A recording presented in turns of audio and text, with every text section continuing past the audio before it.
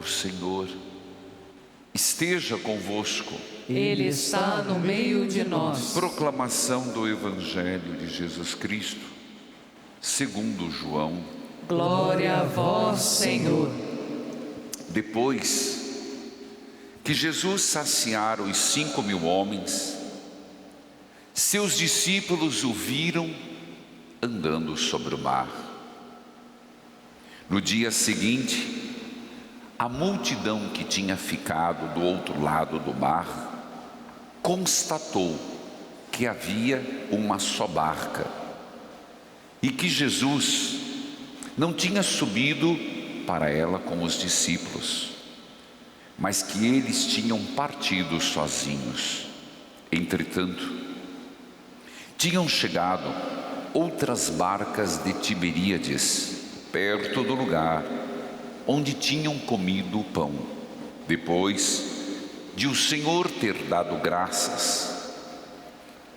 Quando a multidão viu que Jesus não estava ali, nem os seus discípulos, subiram às barcas e foram à procura de Jesus em Cafarnaum. Quando o encontraram no outro lado do mar, perguntaram-lhe: Rabi, quando chegaste aqui? Jesus respondeu: em verdade, eu vos digo, estais procurando, não porque vistes sinais, mas porque comestes pão e ficastes satisfeitos. Esforçai-vos, não pelo alimento que se perde, mas pelo alimento que permanece até a vida eterna, e que o Filho do Homem vos dará, pois este é quem o Pai marcou com este selo. Eles perguntaram: que devemos fazer para realizar as obras de Deus? Jesus respondeu: a obra de Deus é que acrediteis naquele que Ele enviou. Palavra da salvação. Glória a vós, Senhor. Que a palavra de Deus perdoe os nossos pecados. Amém. Querido povo de Deus, um dia depois de celebrar São José operário, tendo rezado pelos desempregados, empregadores, nós continuamos neste tempo pascal, onde a liturgia mostra nos apóstolos, nas mulheres, nos primeiros cristãos, nos primeiros diáconos, este encontro de Jesus ressuscitado e as consequências deste encontro com o ressuscitado. Hoje, a primeira leitura neste contexto dos Atos dos Apóstolos, escrito por São Lucas, o mesmo que escreveu o Evangelho, já está no seu capítulo 6 e já começa a nos contar os relatos do diácono Estevão, o primeiro mártir, este primeiro diácono que deu a sua vida por crer na ressurreição. Estevão,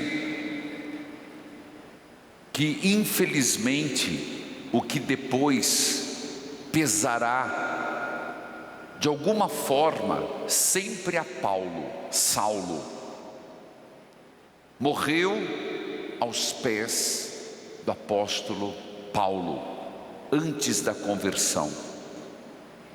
E isso,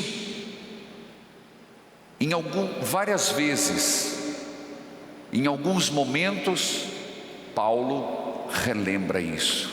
Parece que é algo que ele carrega com pesar, algo que ele carrega exatamente e cita para dizer: era um homem velho que em Cristo se transformou em homem novo. Um homem que não acreditava em Jesus e foi capaz de matar em nome de Deus. Se nós entendêssemos isso nas palavras, nas entrelinhas de Paulo, nós compreendemos que não há morte que se justifique em nome de Deus. Não há violência que se justifique em nome de Deus. Porque quando o ser humano encontra Jesus Cristo, um verdadeiro encontro, uma verdadeira adesão, ele compreende que a vida, o amor, o perdão, como Jesus viveu, está em primeiro lugar. Por isso, começo com esta reflexão, porque o encontro de Paulo com Jesus foi um divisor de águas na vida dele. Nós já tivemos esse divisor de águas, mas a primeira leitura começa a nos preparar, dizendo que Estevão, cheio de graça e poder, fazia prodígios e grandes sinais entre o povo. Jael, da segunda geração, um diácono, um homem que, movido pelo Espírito, fazia prodígios e grandes sinais. Não ele em si, mas a graça de Deus nele. Não por força dele, mas o que Jesus operava através dele. E isto provocou o quê? Inveja. Oh, maldita inveja! A inveja, meus irmãos, é um sentimento que nós temos sempre que estar atentos conosco. Sempre. E essa inveja, ela tem muitas faces, muitas nuances, até uns sentimentos que passam despercebida. Mas a inveja mata. A inveja leva o ser humano a fazer coisas cruéis. Lembremos de Caim e Abel. Lembremos de José no Egito. Lembremos do Sinédrio, dos chefes no tempo de Jesus, que por inveja o mandaram à morte de cruz. E talvez nós podíamos pensar, mas eu não sou uma pessoa invejosa. Talvez, meus irmãos, a gente não seja, vou usar um exemplo, grau 5. Às vezes a nossa inveja não seja a maior dos defeitos, mas a inveja perpassa nossos corações. A inveja nos salta. Então é algo que temos que lutar. Inveja da felicidade do outro, inveja do sucesso do outro, inveja do bem-estar, da felicidade, do sucesso, do dinheiro, da família que o outro tem, dos filhos que o outro tem. Temos que nos cuidar, porque foi exatamente a inveja que fez com que eles se voltassem contra Estevão.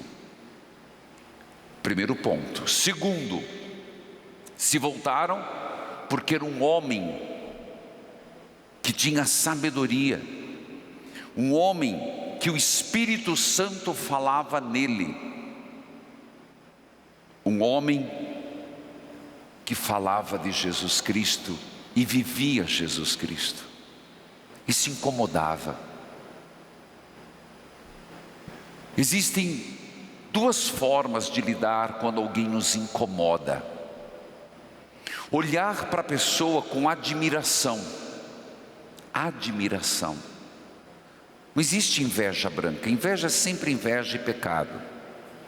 Se olhar para a pessoa com admiração e procurar chegar àqueles pontos que me chamam a atenção. Não é errado olhar para os outros. Não é errado você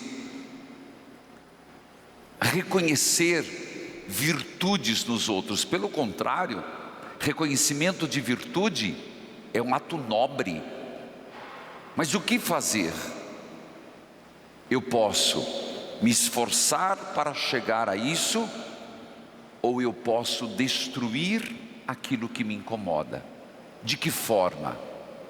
A pior de todas as formas foi o que decidiram: matá-lo. Mas nós podemos detratar, diminuir, seja pela maledicência, seja criando nos outros uma dúvida sobre a lisura da pessoa, a integridade da pessoa, espalhando dúvidas sobre a vida da pessoa.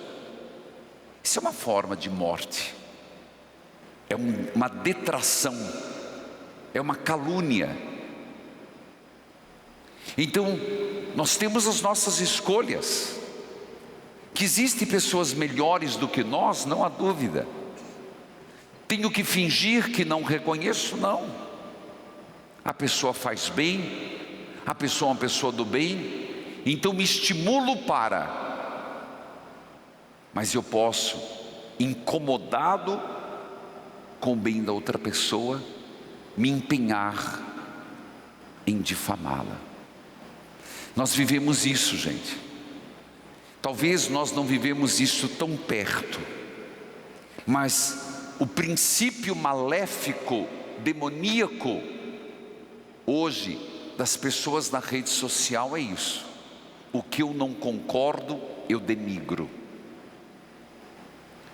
Quem está acima de mim, eu puxo o tapete.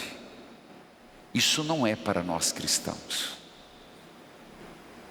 Veja que eu antes coloquei, não quer dizer que nós somos bobinhos, não quer dizer que nós não tenhamos anseios, mas é saber de forma cristã lidar com os anseios, lidar com as buscas. Isso é tão importante, meus irmãos, porque às vezes a gente pode correr o risco de achar que nós não tenhamos sentimentos, que a gente não queira crescer, fingir que nós somos todos anjos, que não temos essa gana. Não é verdade. É como lidar com isso numa perspectiva cristã. Ponto. Voltando ao texto, quando viram Estevão fazer o que fazia, eles subornaram. Entendeu? Fizeram o caminho errado. Subornaram indivíduos para caluniar, detratar, fingir, falar mentiras. Às vezes a gente nem é subornado e a gente o faz. Aquilo que nosso Senhor falou: o mundo pode agir assim, mas entre vós, entre vocês, não deve ser assim. A gente deveria sempre lembrar essa frase de nosso Senhor. No mundo, o mundo faz isso, as autoridades fazem isso, mas entre vós, não hajam desta forma. Aí você vai dizer, amanhã continua a história de Estevão, e é no mesmo contexto que nós vamos para o Evangelho. O Evangelho de São João, ele faz uma resenha da vida de Jesus. Ele diz assim, em poucas palavras, e ele começa citando Jesus tinha acabado de multiplicar os pães para 5.000 homens, vírgula. Tinha andado sobre o mar, vírgula, e o povo estava à sua procura. João não conta Jesus andando sobre o mar, ele não relata o fato, ele cita. A multiplicação dos pães, ele agora no evangelho de hoje cita. Mas o que é impressionante, a multidão viu Jesus multiplicar os pães, a multidão viu Jesus andar sobre a água, mas não o procuravam, porque aqueles sinais mostravam que ele era o Salvador, que ele era o Messias, que ele era o enviado de Deus. Eles queriam mais pão. E Jesus fala isso: vocês não estão me procurando pelo que eu vos ensino, pela mensagem que vos passei. Mensagem, Jesus fez a multiplicação dos pães, Padre? Fez. Foi o milagre? Foi. Mas não é um milagre que fez de Jesus o padeiro mor. Jesus nunca quis passar essa imagem, que a qualquer momento ele iria dar de comer gratuitamente ao povo. Se nós lembrarmos, e por isso que a aclamação ao Evangelho traz uma das respostas de Jesus a Satanás: não só de pão vive o homem, mas de toda a palavra que sai da boca de Deus. E isso já nos faz compreender que Jesus está dizendo: não me procurem porque eu vou dar de comer de graça. Não me procurem pensando que eu vou resolver o problema da fome, porque o que eu quero e o que eu fiz é mostrar a vocês como solucionar o problema da fome. O que eu fiz, o que eu quero é ensinar a vocês como andar sobre as águas impetuosas, os ventos contrários. Mas vocês estão querendo comida, e a comida que eu lhes dou, vocês não estão querendo, que é a minha carne, meu sangue. Comprometimento, mudança de comportamento, mudança de pensamento. Filhos queridos, e o Evangelho termina assim: Jesus repreendendo-os e nos repreendendo. O que Jesus está pedindo? Faça uma experiência, mudem de vida, me aceitem como o Senhor, me aceitem como verdadeiro Deus. O pão que lhes dou é para a eternidade. Filhos queridos, hoje nós nos reunimos aqui neste santuário, como todas as segundas-feiras, rezar pelos que morreram. Faz parte da nossa própria condição humana. Há tempo de nascer, há tempo de morrer, há tempo de plantar, há tempo de colher. E exatamente o ressuscitado nos ensina a olhar aquilo que eu falava, até principalmente para a morte, com um olhar diferente. Para quem não tem fé em Jesus Cristo, para quem não tem fé em Jesus Cristo, a morte é o fim, é um ponto final, é um ciclo terminado, é um ciclo concluído. Mas para quem faz a experiência de Jesus Cristo, não, o ciclo não terminou, é apenas mais uma parte da história individual de cada um. Repito, é mais uma parte da história individual de cada um. E isso faz toda a diferença. Quando alguém perde um ente querido, claro que vai sofrer. Seria estranho se não sofresse. Você pode sofrer com lágrimas, sem lágrimas, mas sofre. E naquele momento vem a tristeza, parte do luto. Mas neste luto, um que tem fé, chora, sente, fica inquieto, pesaroso, uma saudade que dói. Mas quando você coloca neste luto aquilo que nós estamos vivendo neste tempo pascal, que celebramos e que hoje levou Estevão a caminhar para a morte, e a todos os apóstolos, nós colocamos algo que só nossa fé tem.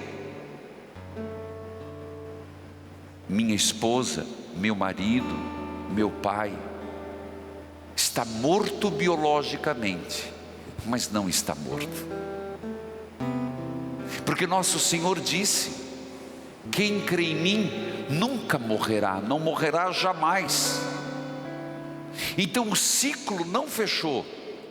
É um erro pensar que o ciclo tenha fechado. O ciclo continua, porque a história continua. A pessoa na sua individualidade. Fiz questão de quase que soletrar, porque nós temos uma impressão que o ciclo se fecha na morte. Não. O ciclo continua, porque o indivíduo continua sendo indivíduo. O João Guimarães Fonseca continua sendo João Guimarães Fonseca.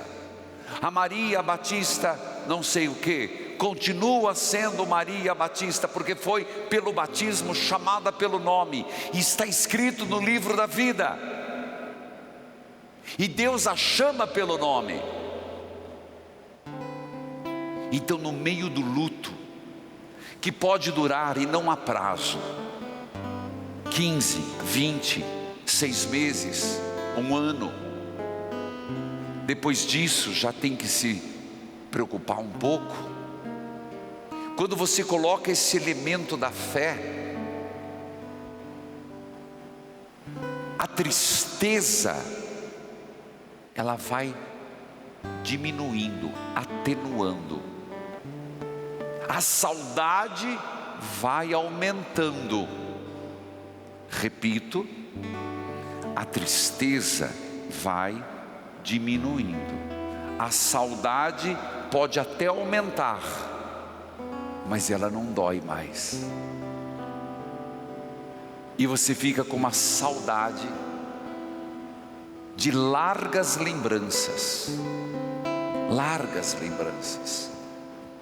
de coisas tão boas que se viveu junto, mas é uma saudade sem sofrimento. E quando você se apega nessa ressurreição, você sabendo que o indivíduo não terminou, você tem que lembrar da pessoa sempre e dizer: até breve, meu marido, até breve, minha esposa, até breve, meu filho, até breve, minha filha, até breve, meu pai, minha mãe, até breve.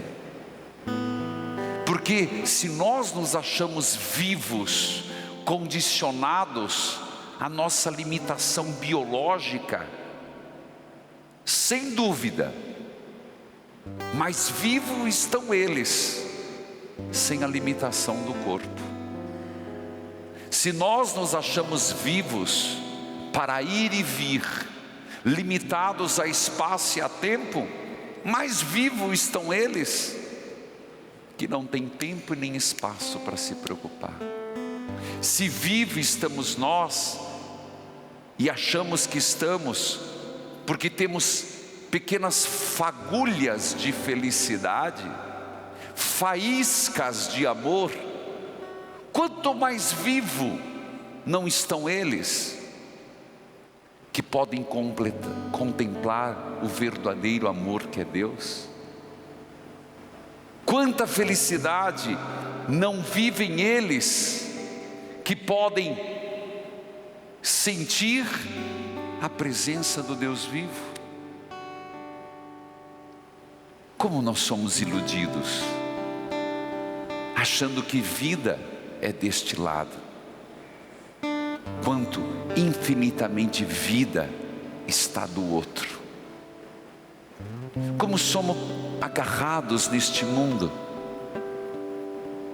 e choramos nossos mortos como se estivessem em lugar ruim,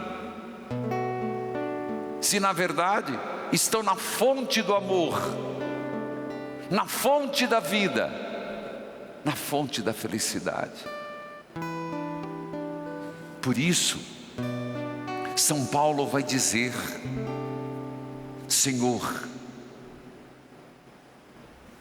para mim, o melhor para mim agora era morrer. São Paulo diz isso. Para mim hoje, morrer é lucro. Mas eu sei que eu tenho minha missão. Por isso Santa Teresinha vai dizer a mesma coisa: Senhor, como anseio pela morte para te encontrar. Ou São Francisco: ó minha irmã morte, me leve logo para a felicidade, mas ainda tenho uma missão. O mundo pensa diferente, mas nós, porque Cristo venceu a morte, temos que começar a ver de outra forma. Como é lindo ver o mundo assim. Como é lindo encarar a morte, não como uma caveira horrorosa e com uma foice assustadora, mas como a visita de um anjo que passa, pega o último suspiro e leva para Deus. E quando leva essa pessoa, do lado Nossa Senhora, do outro lado o Santo Protetor e o anjo da guarda que cuidou de você durante toda a vida. Que morte santa. Amém.